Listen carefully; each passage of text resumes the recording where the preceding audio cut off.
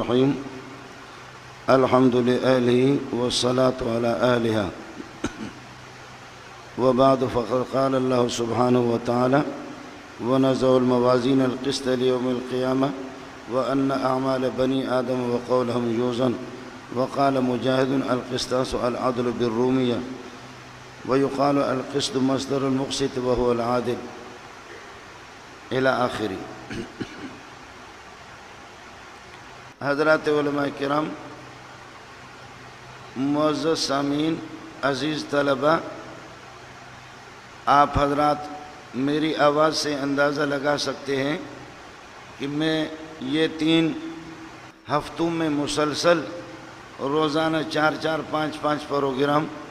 خیبر پختون، سندھ، بلوچستان، یہ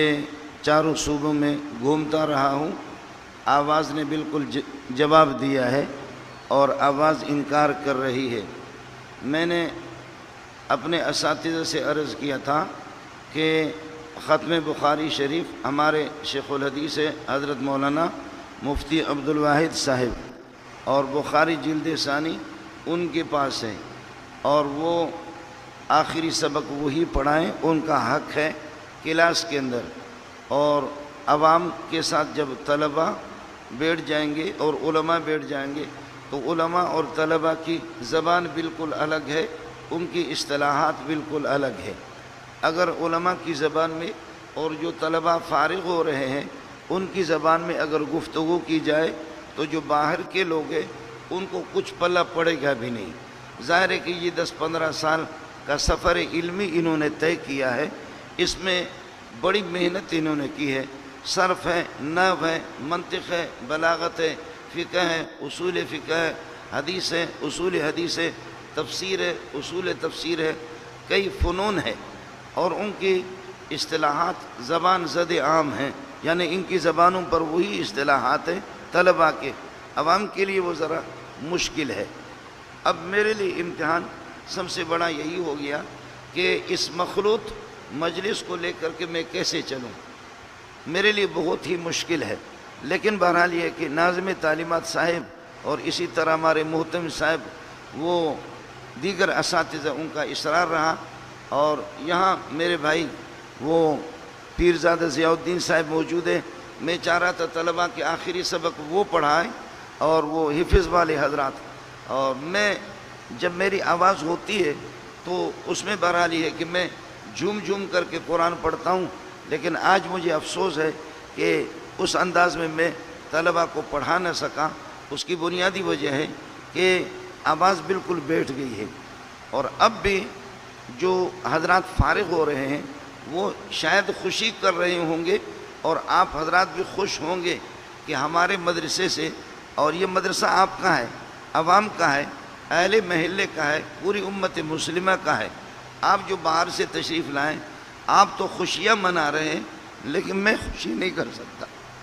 میرے سر پر آج انہوں نے جو پگڑی رکھی ہے، میں اس پگڑی کو رکھنے کے لیے تیار نہیں تھا،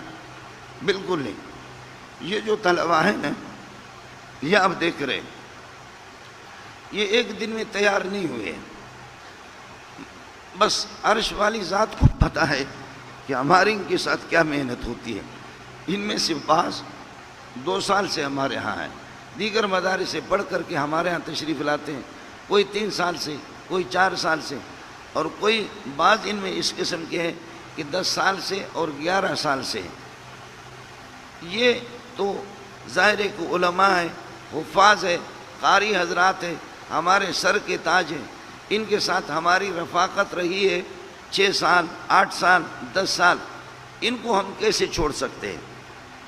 ان کو ہم کیسے الوداع کر سکتے ہیں؟ اس لیے یہ جیکٹ اور یہ کپڑے مجھے آج زوری لوگوں نے پہلایا ہے، اور یہ میں اس پگڑی کو رکھنے کے لیے بھی تیار نہیں تھا۔ یہ جو ہمارے ساتھی، السلام علیکم ورحمۃ اللہ وبرکاتہ۔ محترم سامعین، مولانا منظور مینگل صاحب نے تقریب ختم بخاری 2025 اور 2026 کے بالکل شروع میں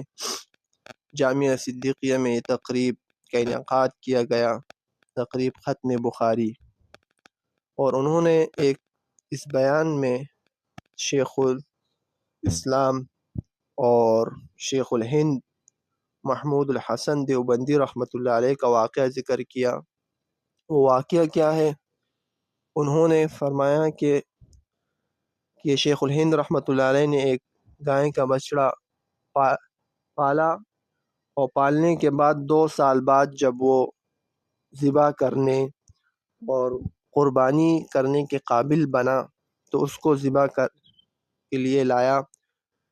تو وہ شیخ الہند رحمۃ اللہ علیہ اس کے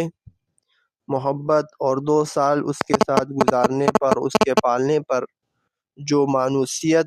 انسیت پیدا ہو گئی تھی، تو اس پر وہ ناراض، اس کی محبت میں وہ خفا تھا۔ لیکن جب جانور کے ساتھ اتنی محبت ہوگی تو اللہ کا کلام پڑھنے والے